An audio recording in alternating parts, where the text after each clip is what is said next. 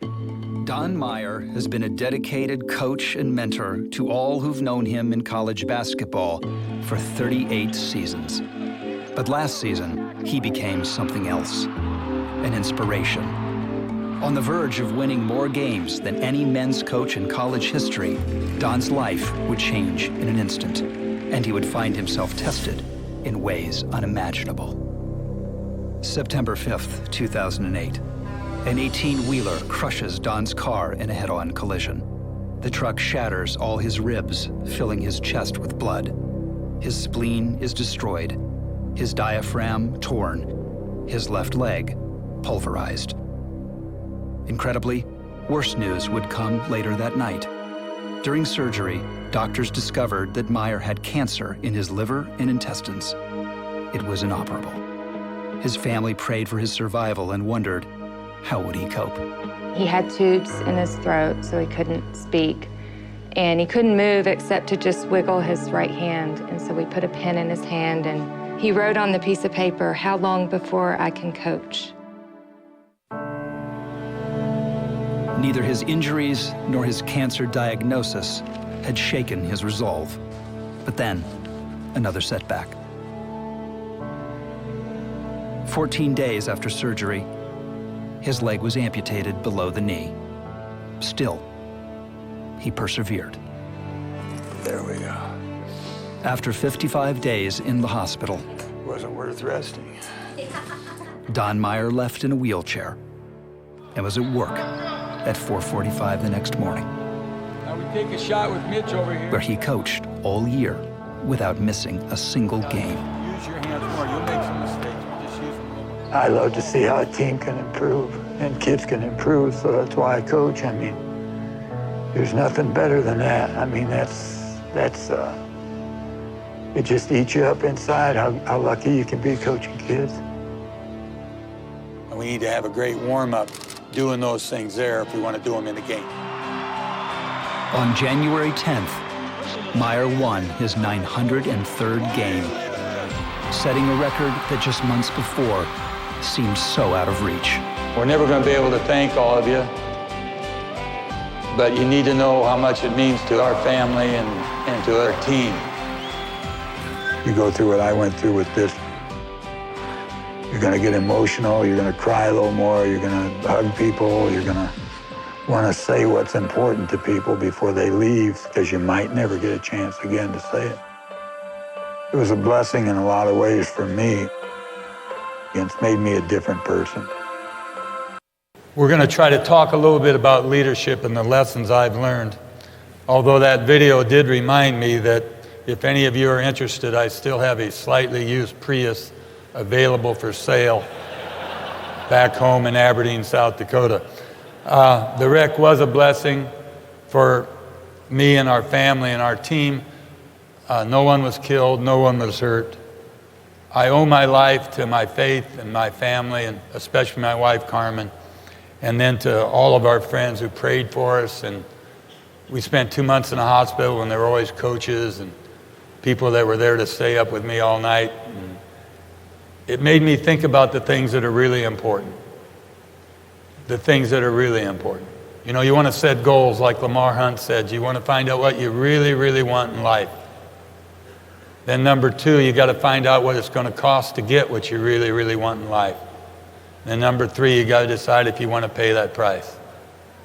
And sometimes we get so absorbed with what we really, really want that the cost is very dear, and it could be our health, our family, our friends. We've got to live a balanced life.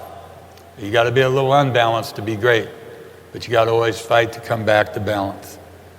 It's been a tough battle for me, and it's always going to be, so every day I've got to fight and compete, and that's what we want to talk about.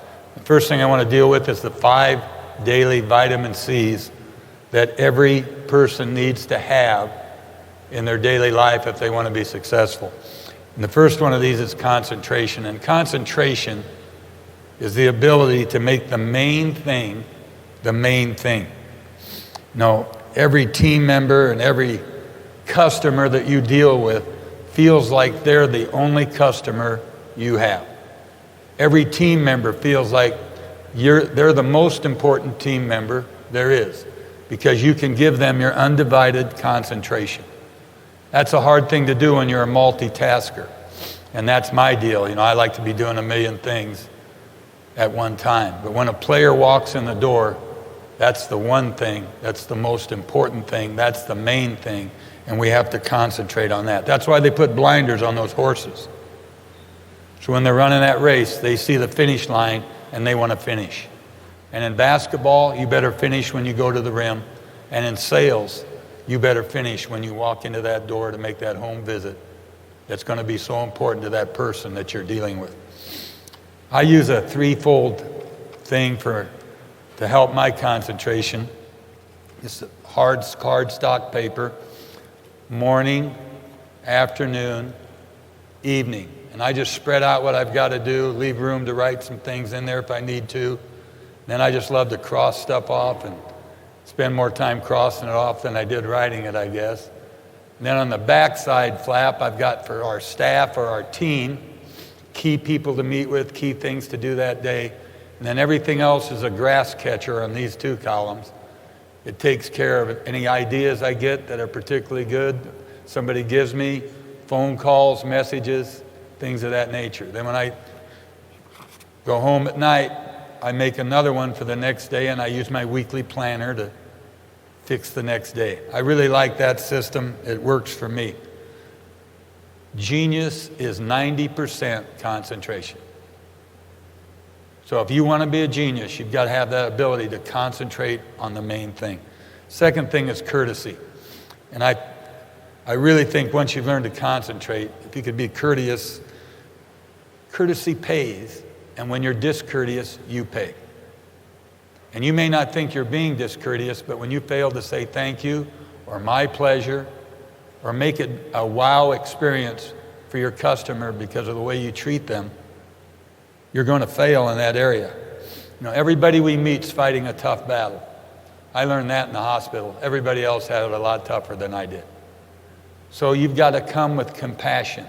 Come with passion when you're dealing with those people. Feel for them. Try to understand where they came from and what problems they're dealing with.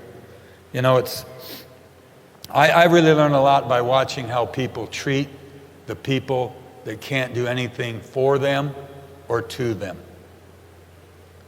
If I want to really know what a person's like, I watch them around old people who need their assistance and the real young who can't really give them anything.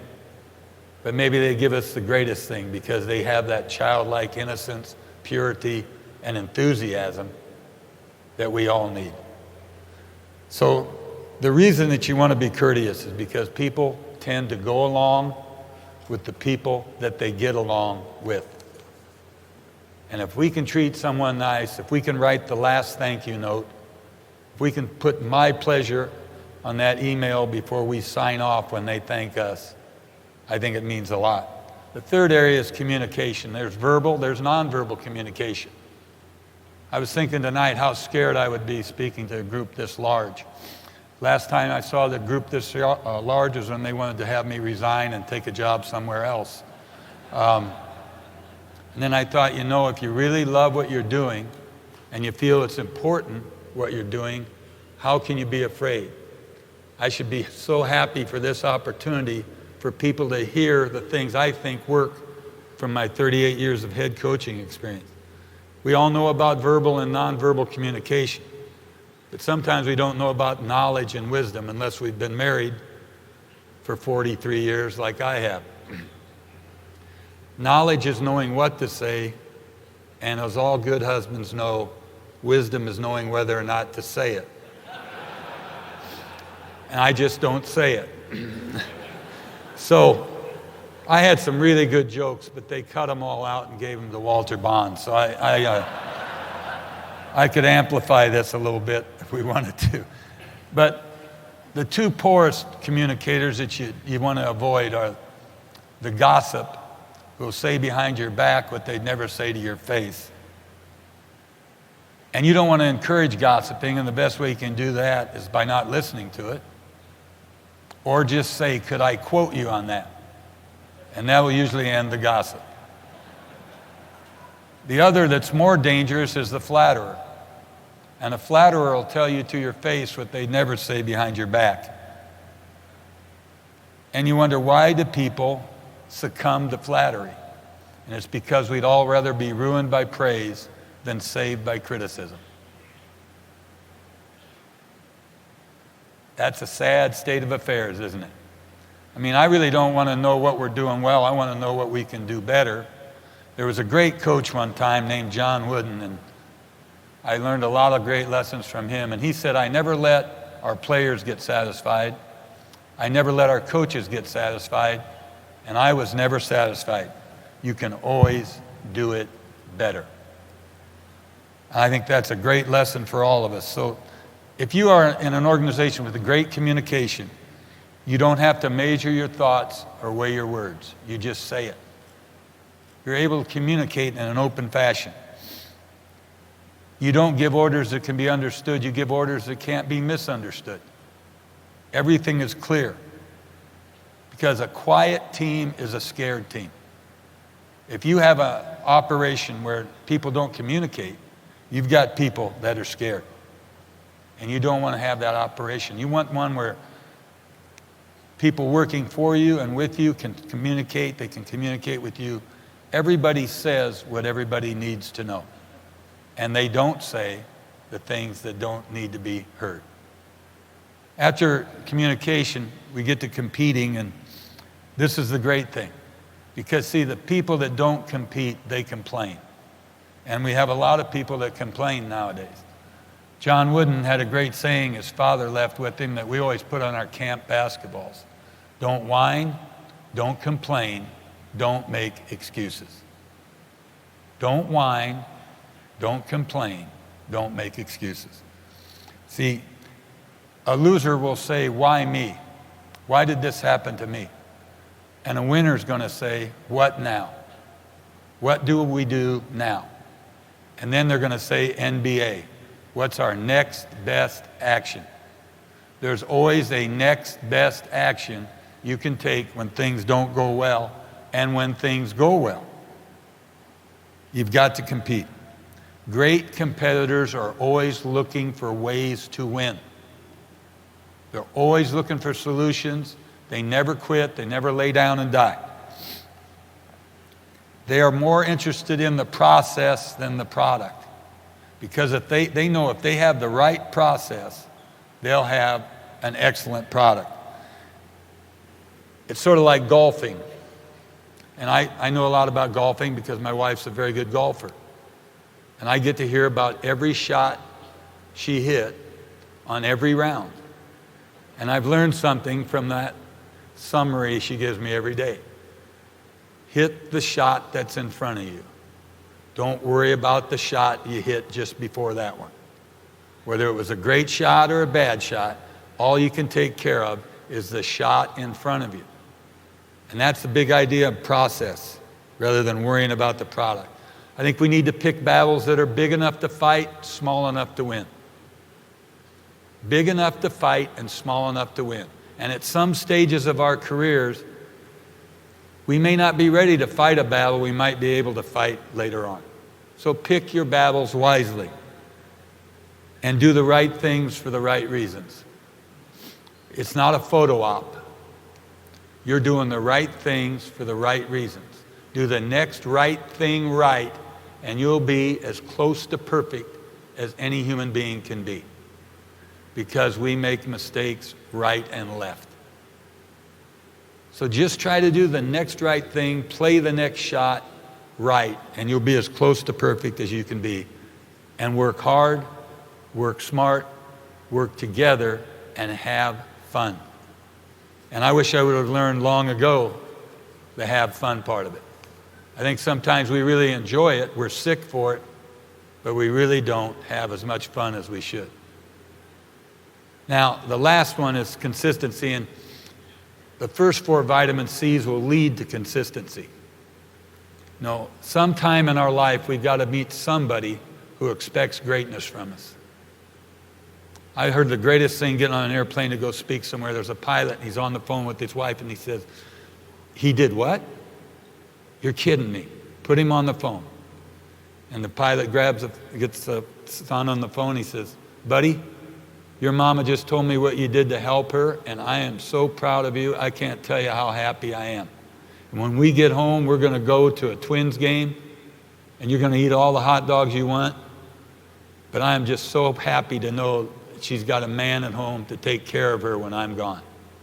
Now that's a real father, huh? It almost makes you want to cry getting to your seat in the plane. See, he expects greatness from his son. And he inspects for greatness. You've got to expect it, inspect for it, and then you've got to accept only greatness. We get what we accept or tolerate in our lives. If your organization isn't working the way it should be working, it's because you're probably tolerating mediocre work. And maybe you're setting an example of mediocre work yourself. Maybe you're coming in 15 minutes late every day instead of being there a half hour early. I don't know what it could be. You have to evaluate that. But the big thing on consistency is not to let rejection or favor stop us from becoming great. There's a guy named Warren Buffett. I think he dabbles in stocks a little bit, business matters, and he was rejected by Harvard University, but he did quite well when he went to Columbia. For every 100 who can handle failure, there's but one who can handle success. And Walter did a great job of explaining that in the previous talk. Success will be your biggest obstacle to becoming the best you can be. Because you will relax, you'll get apathetic, you'll get lethargic, you'll get arrogant. There's no wisdom in being arrogant. James 3:13, who's wise and understanding among you? Let him show it by his life, by the deeds done, in the humility that comes from wisdom. Wise people are humble people. So every day you want to plan, prepare, practice, and play like you lost your last game. So if you had an outstanding day the day before, you walk in like you didn't get one thing done. And you have that winning edge because you do that. You never allow success to stop you. That brings consistency. And the biggest thing that brings consistency is making the right choices, the right decision. There was a president at Notre Dame named Father Hesburgh, and he said this: I don't make decisions because they're convenient, easy, or popular. I make them because they're right. And the right decision is usually the hardest decision to make. And then once again, Warren Buffett, that guy, I used to think he did the song Margaritaville, but that was his brother Jimmy. Warren Buffett said, I look for three things in hiring someone: work ethic, intelligence, and character. And the first two, without the last one, will kill you. When you hire for character, because that keeps everything bundled in the right manner. So I would say be careful in your choice of friends.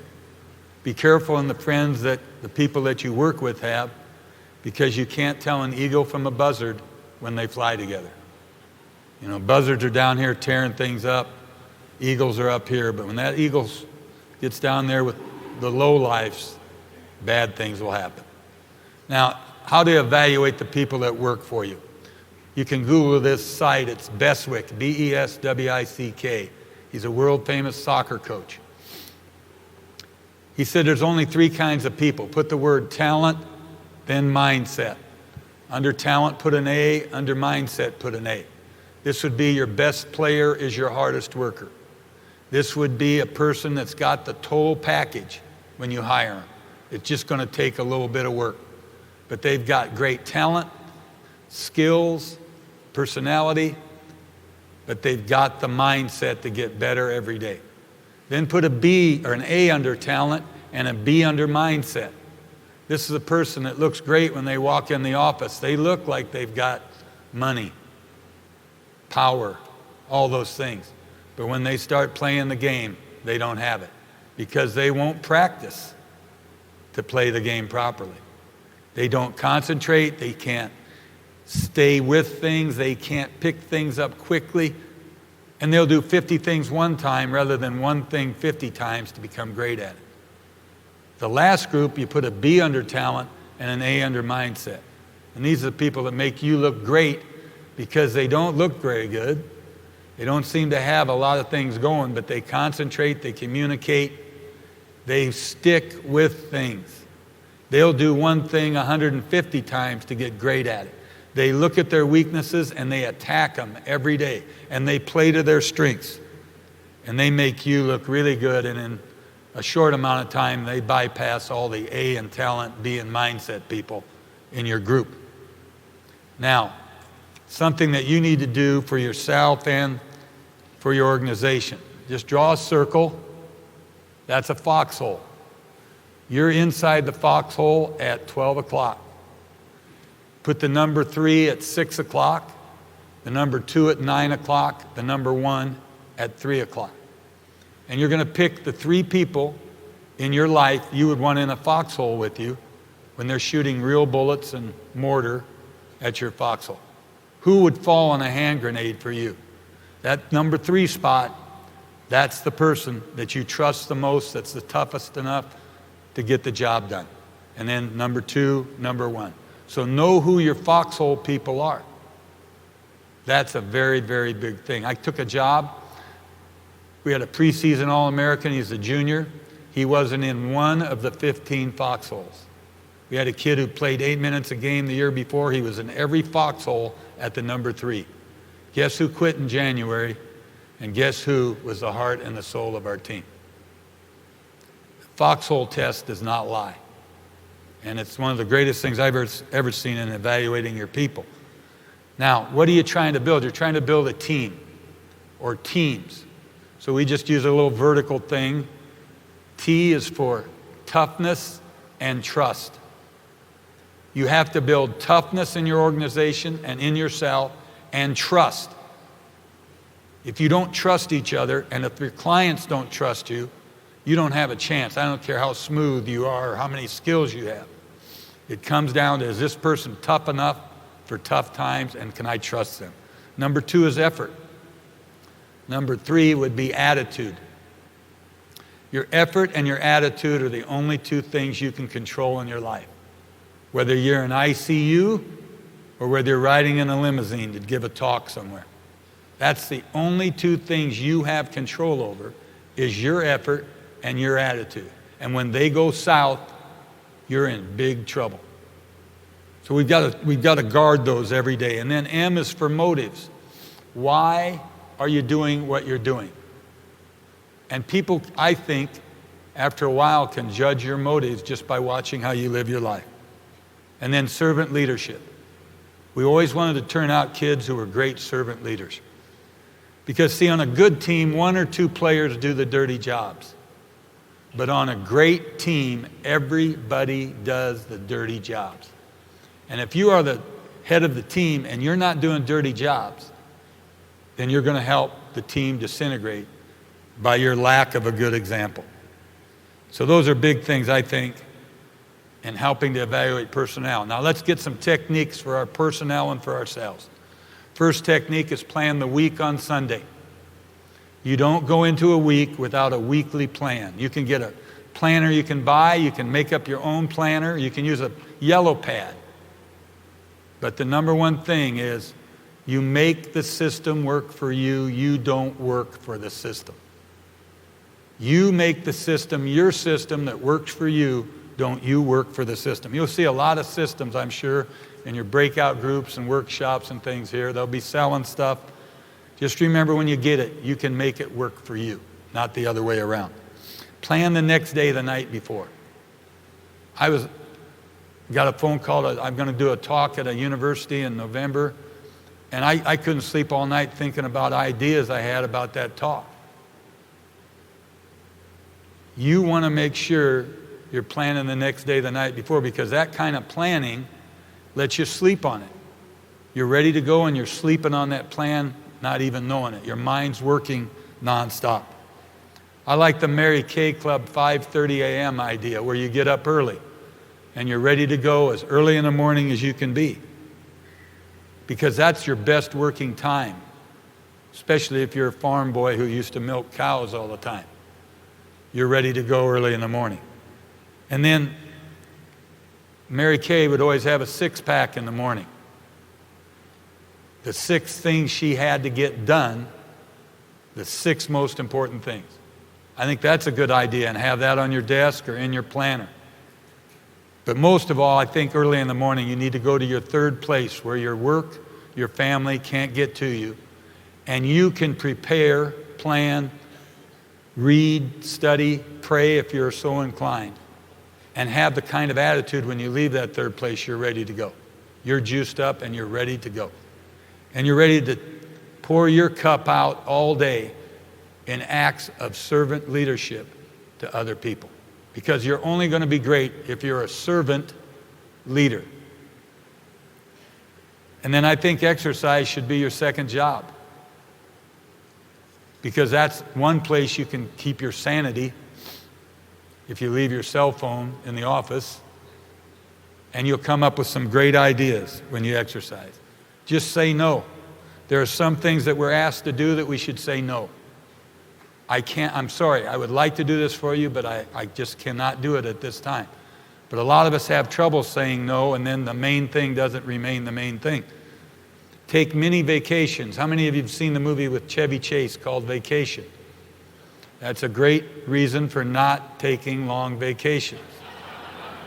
And what happens to me is we get back, and I'm back in our hometown 4 days this month. Those are going to be really fun catch-up days with all the stuff that will be waiting for me. Take mini vacations. Take short breaks during the day. Keep a journal, not of what you did, but what you learned. What did you learn today about working with people, perfecting your craft? What did you learn about yourself that is good or maybe could be worked on? A great leader never gives good team members a reason to leave, and a poor one gives them several every day. So if you have a continuous turnover of people under your supervision, maybe you better evaluate whether or not you're a good leader or a poor leader. Sit and think 10 minutes a day about what you're doing. Peter Drucker, the business guru. Sit and think 10 minutes a day about what you're doing. Have a meeting without having a meeting. When you set a person in front of you and you're behind the desk, you are the judge, the jury, and the executioner. When you walk down the hall and put your arm around their shoulder and say, this is one thing we probably need to work on. You're doing a lot of really good things, but here's something we could do better. And then informal learning, time where you're just at picnics or something like that, where you have teachable moments to work with your people. Teachable moments will pop up. I love 1-minute assessments. Here's one thing that you guys are doing great and why, and here's one thing we could do better and how.